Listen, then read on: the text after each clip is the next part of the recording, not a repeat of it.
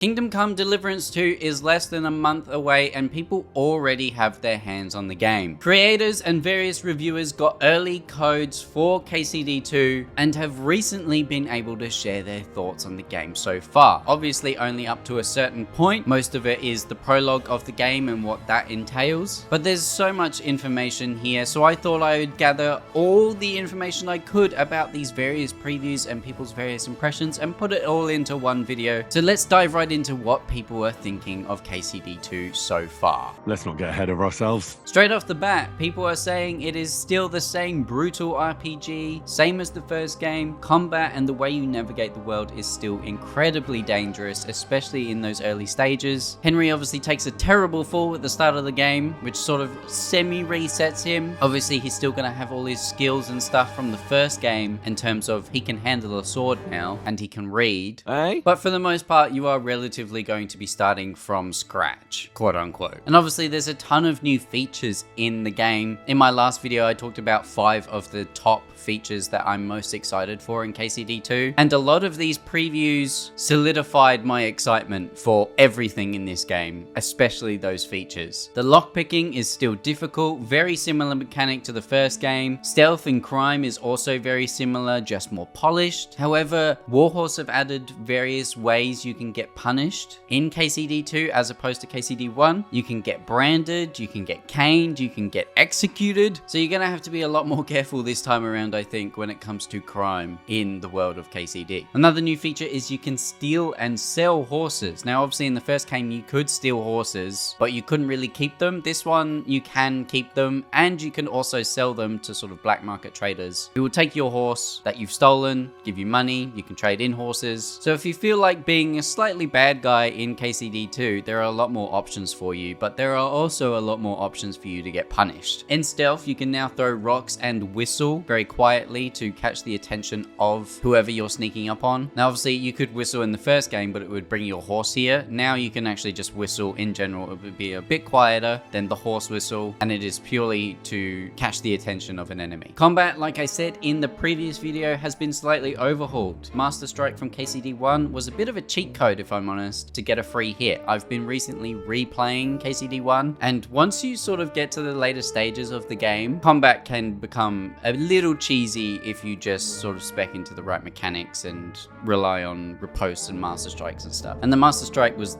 like I said, a bit of a cheat code just to get a free hit. Well, in KCD2, it's changed slightly. When you see the green shield, instead of blocking, you actually have to attack from the exact opposite direction your opponent is attacking from to get the Master Strike. I think this is great. It makes it more complicated. You actually have to put more thought into getting a Master Strike, whereas in KCD1, you just sort of had to hit one button at the right time. It was quite easy to do. Another thing is the Master Strike is actually only a sword skill. So maces and axes, etc. do not have this. They are those charge in and think later kind of weapons, whilst long swords are more thoughtful in their combat, and short swords as well. You actually have to put a bit more thought into how you're maneuvering and what you can do. Whereas a mace, you can just clobber a guy over the head and be done. So I'm very excited to experience the new changes to combat. Obviously, like I said in the last video, they sort of simplified the starting stages of combat, but if you want to master it, it's still just as complicated, if not more complicated than the first game. 2 key features I want to go over real quick are to do with crafting, alchemy, and blacksmithing. Now, alchemy is still very similar to the first game, but some mechanics have changed and been polished. You can also make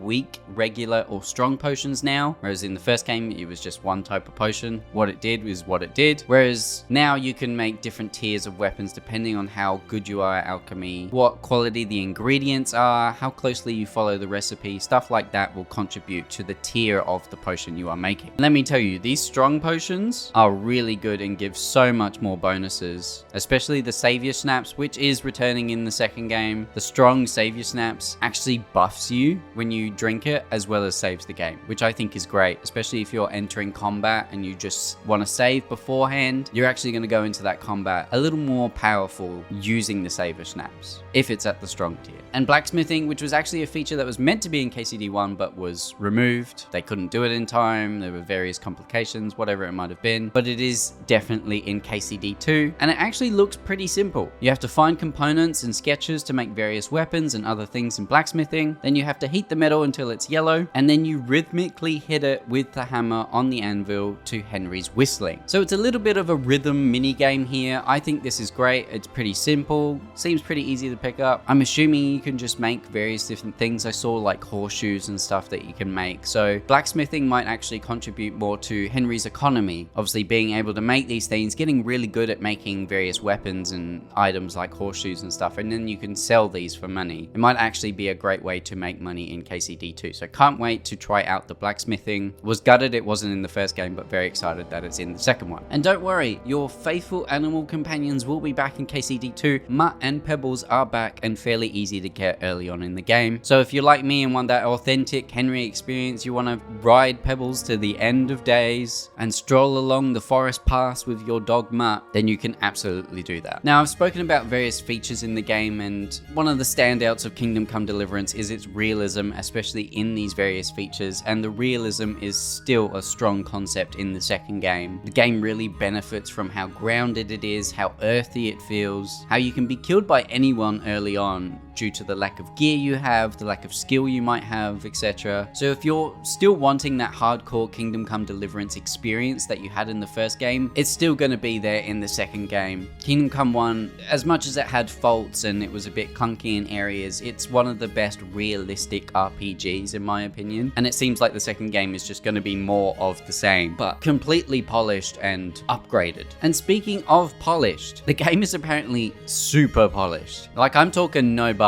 sort of deal, which is crazy when you think about the release of the first game, how clunky it was, how buggy it was, and it's still quite clunky and buggy to this day. Well, a lot of creators have said that they are very impressed with how polished the game is. They've experienced next to no bugs. Most of them are actually reporting that they've experienced no bugs. I actually haven't come across anyone that said they've experienced a bug yet. And everything in the game looks really polished. The graphics, the combat, the various crafting features, the gear, the inventory, everything just looks polished and upgraded from the first game. And that's exactly what we wanted. When it comes to a video game sequel, you just want more of the same, but upgrade it, polish it, make it better. And that's exactly what KCD2 is apparently, so very excited for this. The devs even said 5 months ago at a preview event that the game was more polished than KCD1 is today with all the patches. That was 5 months ago, so think about where the game is now. I mean, for God's sake, they've given creators and reviewers codes to the game a month early. That is almost unheard of